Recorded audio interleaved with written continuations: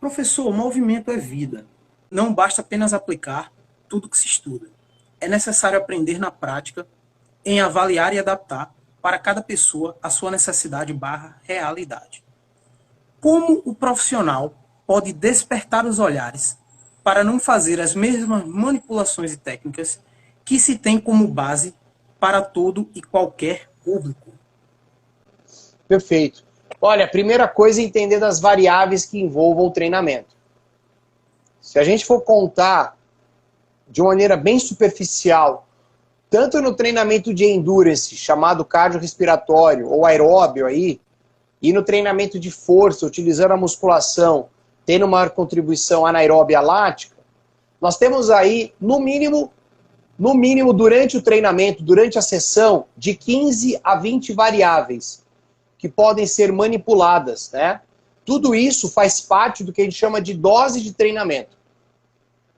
E essa dose de treinamento significa que para cada dose de treinamento que eu vou utilizando, há uma dosagem específica de acordo com a necessidade daquela pessoa para aquele momento.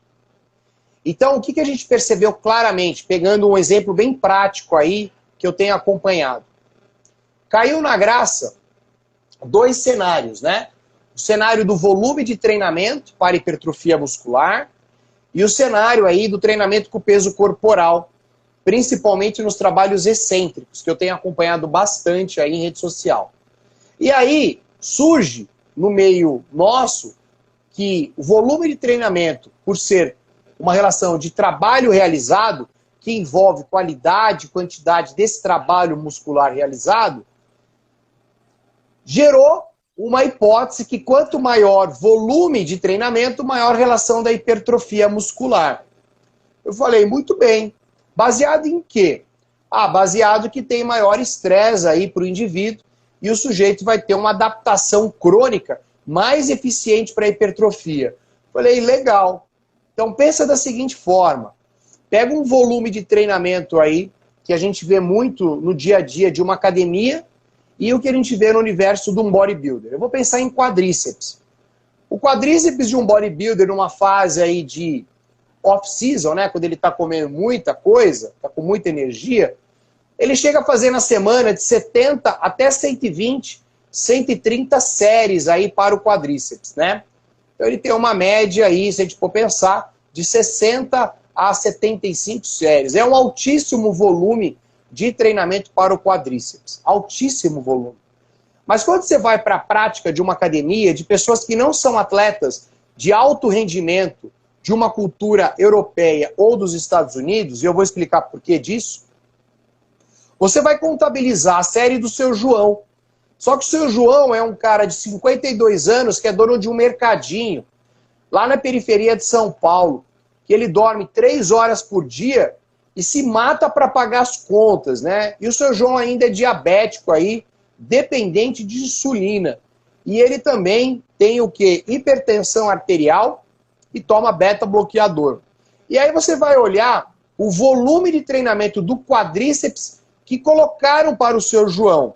E aí você vai ali de uma maneira inocente contabilizar. E você vai perceber que o seu João está fazendo de 30 a 50 séries aí ao longo da semana sobre o quadríceps.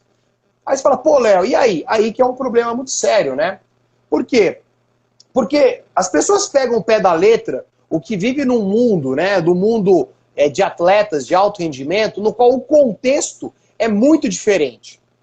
O contexto é muito diferente. Você quer dizer o quê, Léo? Eu quero dizer que o seu João, o volume de treinamento que era para ser aplicado para ele era menos de 5 séries por semana para o quadríceps. Menos de 5 séries. Ou seja, ele está trabalhando de 10 a 20 vezes mais. Você imagina o sistema imunológico, a relação das articulações, sistema locomotor passivo, ativo, que não tem tempo adaptativo sobre tal, traz um comprometimento total, e principalmente dor tardia, um processo inflamatório que era para trazer respostas para hipertrofia, acabam trazendo respostas de apoptose, de morte de célula, diante de tanta inflamação gerada pelo volume de treinamento.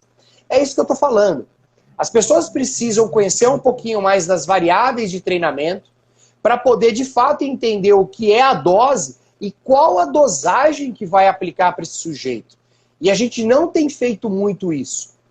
Tanto que não tem feito, que eu usei o caso do seu João, mas a gente pode pensar no menino aí que está, por exemplo, para terminar um TCC numa pós-graduação, ou na graduação, uma menina que terminou um relacionamento. Tudo isso afeta o contexto sobre treinamento e variáveis.